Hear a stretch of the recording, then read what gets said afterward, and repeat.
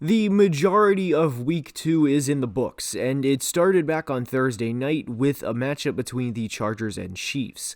This game was highly anticipated as it was a quarterback matchup between two of the best in the entire league, that of course being between Justin Herbert and Patrick Mahomes.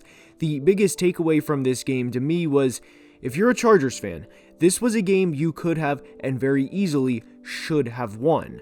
I sent out a tweet after the game that basically said this will be good for them in the long run. And this is a team that made countless mistakes against the Chiefs and nearly won in Arrowhead Stadium, by the way. Not only did they make several mistakes, but I'm sure Chargers thought the refs did not call many things in their favor. And in a game where there could have been several Patrick Mahomes interceptions, combined with your star quarterback Justin Herbert even leaving during the fourth quarter with an injury, to only lose by 3 to me is encouraging. They could have understandably rolled over several times during this game, and Justin Herbert outplayed Patrick Mahomes. So while the Chiefs are technically 2-0 and above the Chargers in the AFC West standings, I think the Chargers right now are a better team than the Kansas City Chiefs. And starting with the 1 o'clock games from Sunday, there is a lot to go over. We will go over each game, and I want to start with the Colts-Jags. There is no easy way to cushion a 24-0 loss on the road to a team that has had back-to-back number 1 overall picks and a team that you haven't beaten their stadium in nearly 10 years. The last time the Colts went into Jacksonville and won, Blake Bortles was a rookie and Andrew Luck threw for 4 touchdowns. There are no moral wins when you lose by 24, even if your team had several starters out. Matt Ryan was brought in to be the difference maker. Carson Wentz was not for the Colts, and Carson seemingly lost a few games last year, like when he made poor decisions against the Titans, which included a 2-yard pick six, for example. But Ryan is winless in 2 starts as a Colt, and they aren't even close to the toughest games they will play. It's hard to say anything positive right now for Indy, period. Ryan finished the day 16 of 30 for 195 yards and 3 interceptions, and the only good thing for him on Sunday was when the game was over. Trevor Lawrence looks good, which is something Jags fans have been wanting desperately to see since he was drafted, and played a very good game. I don't think the Jags are contenders or anything crazy like that, but this is a big win for them, and I cannot wait to see how they play in Los Angeles next Sunday. Next up is the Commanders-Lions game, and I think the biggest takeaway from this is the start to what Dan Campbell envisioned the day he took the job. The whole bite kneecaps thing and we're going to kick the opponent's ass and everything of that nature translated in a big way on Sunday. In back-to-back games now, they've ran for over 180 yards as a team and averaged over 6.5 yards per carry in each game. And Amon-Ra St. Brown had a 58-yard run in week 2, and DeAndre Swift had a 50-plus yard run in week 1, so that certainly affects the average per carry in a big way, but the point of the Lions running the football down team's throat stands, and this is without a couple of starters on the offensive line on top of it. Jared Goff also played a hell of a game on Sunday as he had 256 yards and 4 touchdowns as well. I didn't want to not acknowledge how good of a game Jared Goff had, but I did want to say and emphasize this is what Dan Campbell envisioned. The Commanders started a comeback and were ultimately unable to fully complete the job, but Jamin Davis, the linebacker they drafted in the first round in 2021, was subbed out midway through the game. He has also kind of been the scapegoat in a lot of ways in post-game pressers, which is very unfair to him, as if the entire game is on Jamin Davis. This is something to monitor for the Washington Commanders moving forward.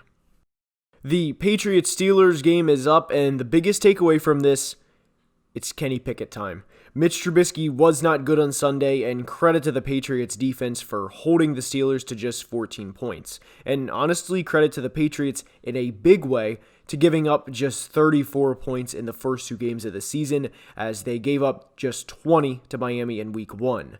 Receivers Nelson Aguilar and Jacoby Myers each had good games and had 90-plus yards, but the question now is, and a question I've been wondering for some time, can they do this on a consistent basis? I still have a lot of questions regarding the Patriots offense, but congratulations to them on their first win of the season. Pittsburgh, Ginsburg, You guys play on Thursday against a very pissed off Browns team, and I do anticipate Mitch to start Thursday because of the short week. But after that, unless Mitch has a truly kick-ass 350-yard performance, it is Kenny Pickett's time. Next up is Panthers-Giants, and I'm not normally ready to fire a coach after 2 games, but this has been a long time coming for the Panthers and Matt Rule. I may end up doing an entire video on this in the future dedicated solely to the struggles of Carolina over the past few years, but this is a very telling stat. The Panthers are a woeful 1-25 in the Matt Rule era when an opponent scores 17 or more points. 17. This is not a ridiculous stat, like their 13-1 went up 14 or more points in games DJ Moore has 40 yards or just something weird. They are not good offensively, and this is not anything new. The Giants, credit to them, as they are a 2-0 team and won today without Kayvon Thibodeau and Azeez Ojulari, but they did not do anything special to beat Carolina. But when you know it's time, do not delay the inevitable any further than it needs to be. The Panthers made a regime-altering trade when they traded for Sam Darnold, and the results have been very bad since. It's time. Again, credit the Giants for taking care of business, as a win is a win. I'm not saying their 2 wins are worthless, because they're obviously not, but I am saying if you're a Giants fan, be cautiously optimistic. Bucs Saints is next, and there are a few big things from this game. The Bucs defense is elite, and for the woes this offense will have throughout the season, the defense is going to have to pick up the slack time and time again. The offense is going to struggle, as their offensive line is not great, especially with all of the injuries they have up front, and it shows on Sundays. It has in the past too, and I expect it to continue throughout the season. Later in the year, I think it will be more of a Tom-driven narrative because of who he is as the GOAT, but the Bucs are going to struggle a lot offensively this year. Also, I would not normally bring this up, but Mike Evans and Marshawn Lattimore were ejected, and I'm more specifically focusing on Mike Evans here. Evans is a very good receiver, and the only player ever to have 8 straight 1,000-yard seasons to start a career. But as a veteran like he is, in a divisional road game that very much felt like a playoff game, you have to have better situational awareness. You're a leader on this team. Guys look up to you, and you run halfway across the field to target a guy who has very much been holding you in check all day. For what? This is not anything new with Evans, as this happened with the same player in Marshawn Lattimore a few years ago. It also did not help that Chris Godwin and Julio Jones were both out, which only hurts the Bucs for the rest of the game even further. So congratulations on the win, Tampa, but there are a lot of things for them to improve on moving forward. The best game of the day occurred between the Dolphins and Ravens, as there were 80 total points scored, and Tua threw for over 400 yards and 6 touchdowns. For any Tua fans that have been clamoring he's the guy for 2+ years, well, this was your day. And honestly, this was also Lamar's day as well, because Lamar finished the game with over 430 yards of total offense, 4 total touchdowns, and unfortunately came away with a loss. That is unfortunately the reality of the NFL at times, but both quarterbacks were very impressive in week 2. Also, this will probably go down as the best game Tyreek Hill and Jalen Waddle will ever have together as teammates, as they each had double-digit receptions, over 170 yards, and 2 touchdowns apiece. This is not a hot take to say, this won't happen every week, but Dolphins fans, soak this shit up, because this was a hell of a comeback win. And you already have more wins than you had in the entire first half of the 2021 regular season. For the Ravens, John Harbaugh is a winning head coach. Things like this do not happen often. The Browns and Steelers are not serious threats, and the Bengals have not looked good and just lost in week 2 to the Cooper Rush-led Cowboys and are having a Super Bowl hangover. They have 37 points in 2 games. So regroup and come back in week 3 in New England and give Bill Belichick's team everything you have.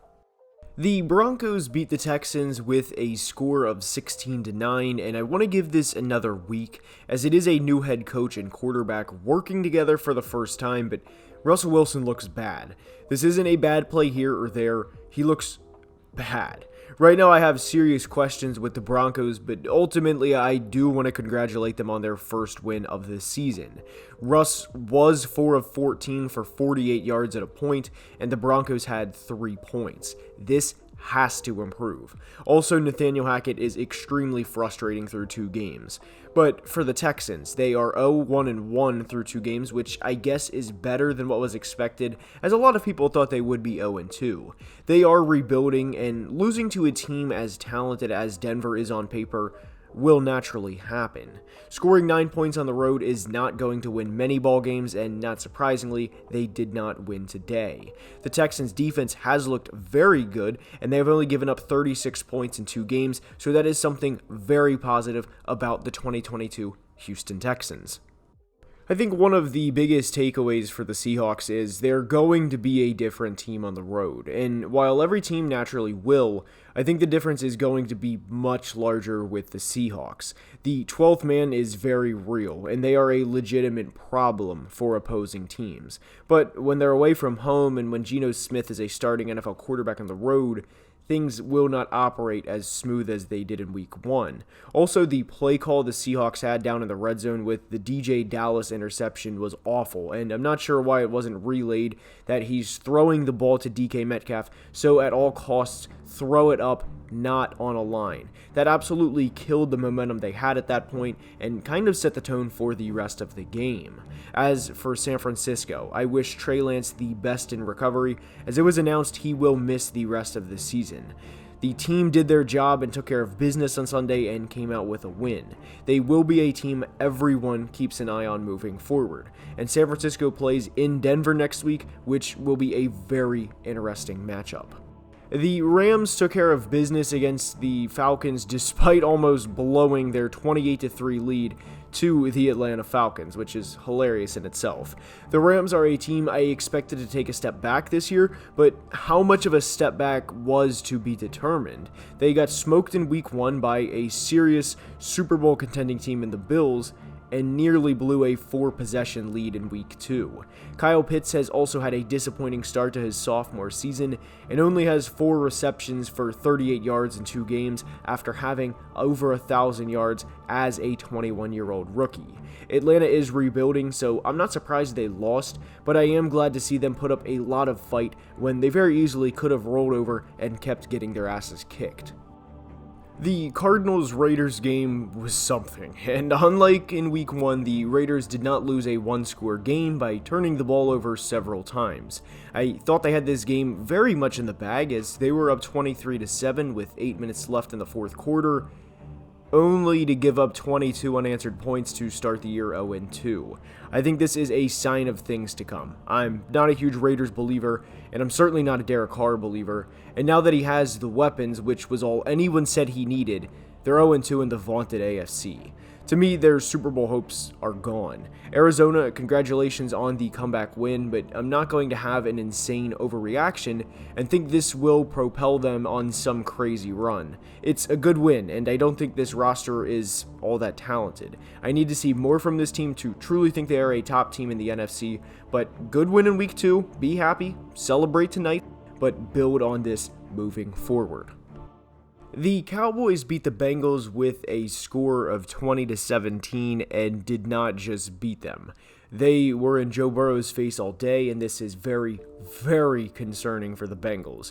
They have 37 points in 2 games, and Joe Burrow has not looked good at all. And to be 0-2 like the Raiders are, both their deep postseason chances are, to me at least, over. They're not going to have the Bills and Chiefs match up before they play them every single year. They're not going to play a beat-up Titans team every single year. Last year was their chance, and to me, I don't see any way this team makes a deep postseason run. Sure, they had a slow start last year, but they're 0-2 to the Mitch Trubisky-led Steelers and the Cooper Rush-led Cowboys. I am very, very concerned with the Bengals at this point in time. As for Dallas, they have a backup quarterback in right now. I hope they can string some games moving forward, but I don't think the Cowboys season is anything to build on just because they beat the Bengals in week 2. And that's all I have for today. I hope you guys enjoyed. If you did, now is the time I ask you to please like the video and subscribe to the channel. Also, please join the Discord and subscribe to the second channel. The links are in the bio. And until next time, as always, please be safe and have a great day. Love you guys.